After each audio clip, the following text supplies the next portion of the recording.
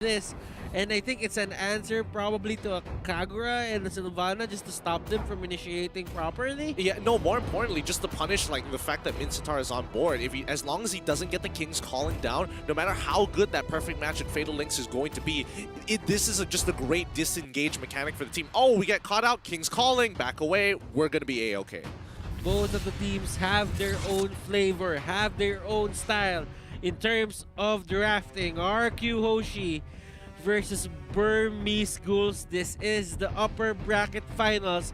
This is a best of 5, and this is game number 5 of the series. And boys, what do you think? Mincetar or Atlas? Mincetar or Atlas? Two oddballs to choose from here, and I honestly want to see a successful Mincetar, but the success rate for Atlas to pull off great Fatal Links is even higher. Yo, you got the king from the King of Kings? That's on me. Oh, I will leave you guys with that question, and please take the floor. Go cast the game. Thanks, Butters. And once again, let's see how this is going to play out here, because we know that the Burmese Ghouls want to just snowball out of control. And so far, they've been struggling to do that against RRQ HOSHI, who's been able to play very defensively and punish the mistakes of the Burmese Ghouls whenever necessary. And so again, let's see how these first turtles go about.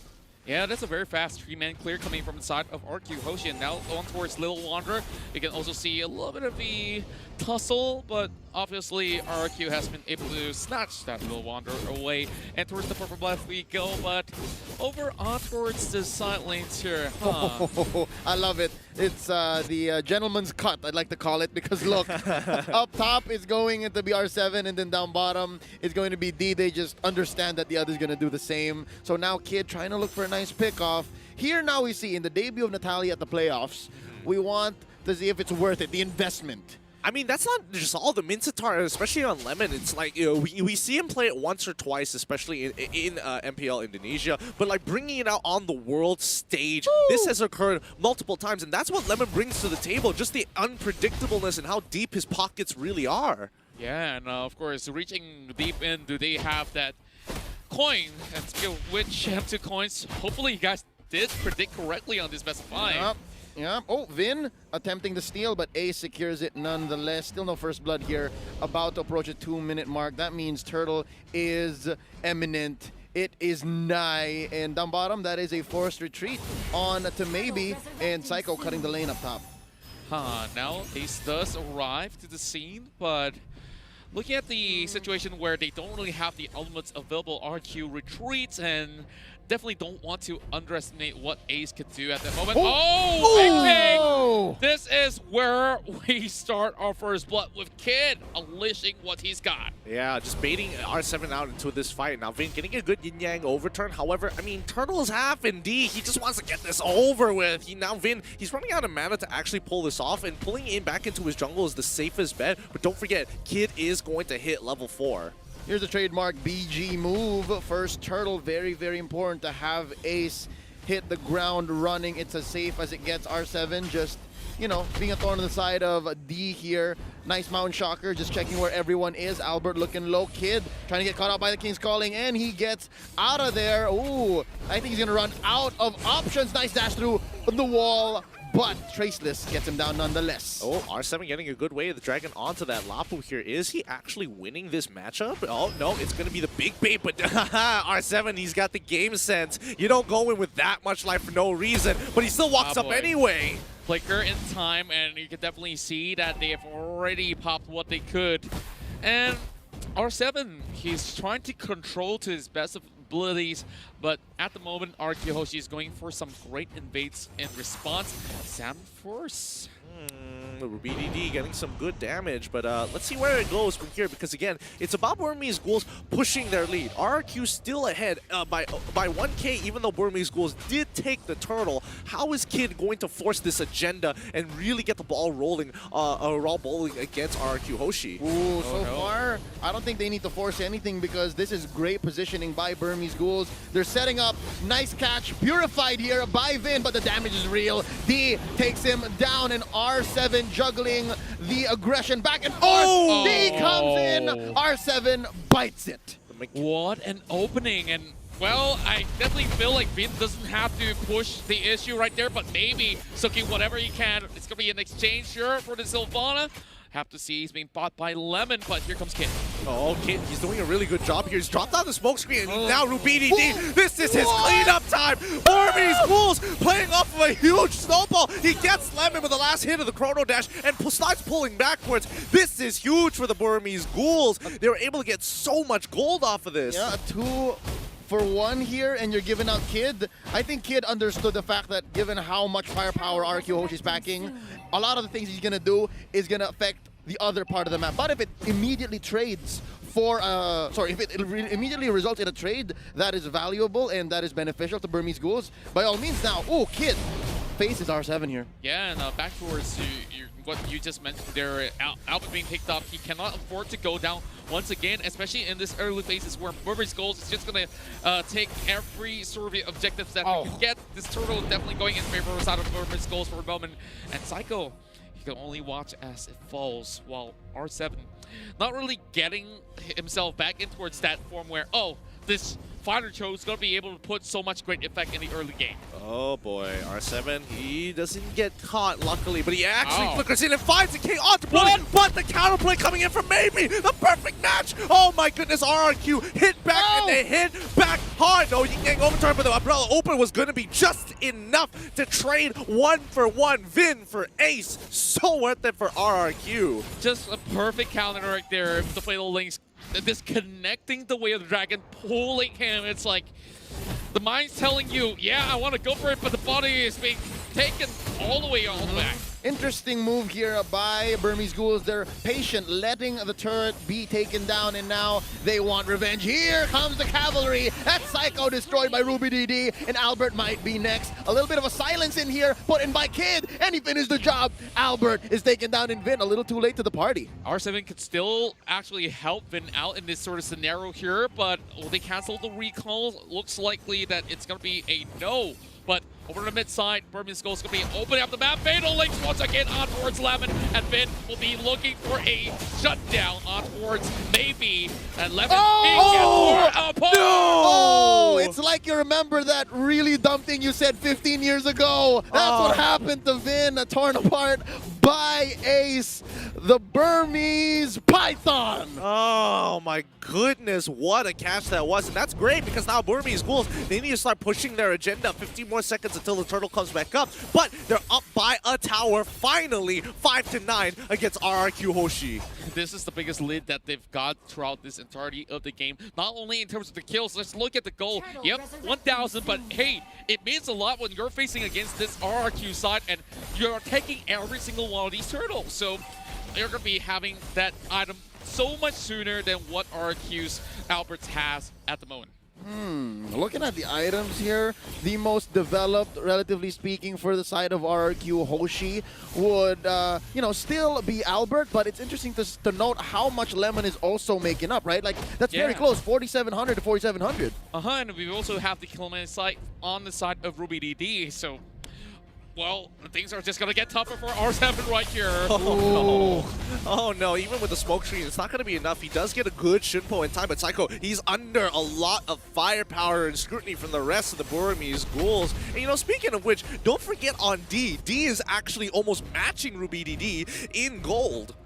Yep, and he's looking good, 2-0-2. This Lapu Lapu has not died so far in this 8-minute bout so far, and he's just going to go down, try to answer Lemon on that Mincitar, which, by the way, Mincitar, Lemon, he should be finding more duels, because if not, High and Dry is not doing a lot of work.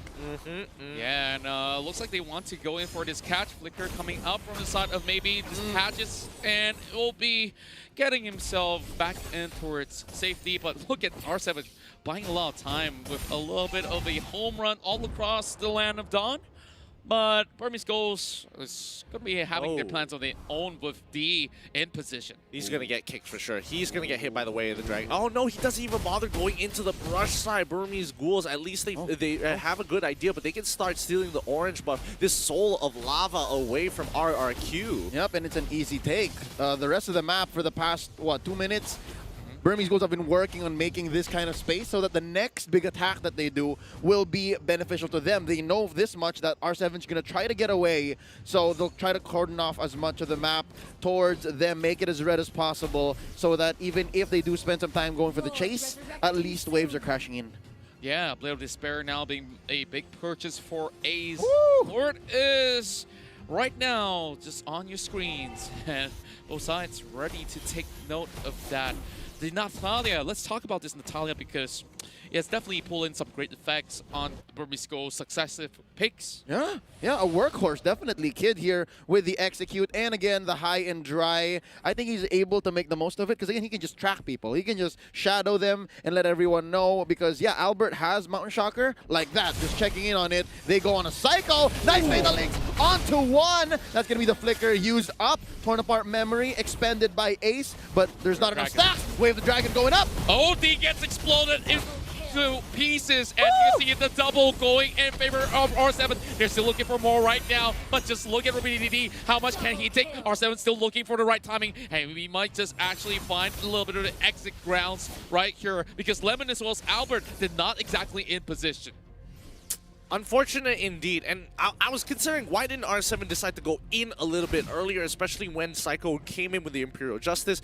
Then I noticed R7 already used the Way of the Dragon, so there's no point, because he even if he did get on top of Ace with the third hit of the G Kundo, that big knock-up, yeah, that's great, but you don't have the follow-up, so you just end up being a sitting duck. Yep, that was a trade that I think Burmese Ghouls won in the long run.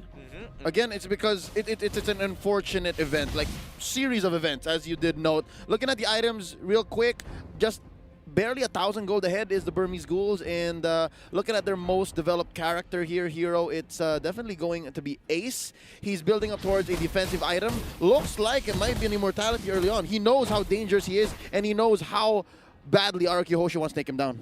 Yeah, speaking of which, we do see some very aggressive plays coming from the side of Maybe. He does have Flicker, and definitely he's looking for that chain where he just Flicker as well as link them in towards the teammates, but Vin is definitely not going to be falling into the stab. But over here, it's going to be the Weird Dragon here, getting the pick on towards Ruby DD. And Burmese Ghouls, they lose a lot of damage in this sort of skirmish. Kid has to back away. This is not the fight that they're looking for, and V is trying to set this one up.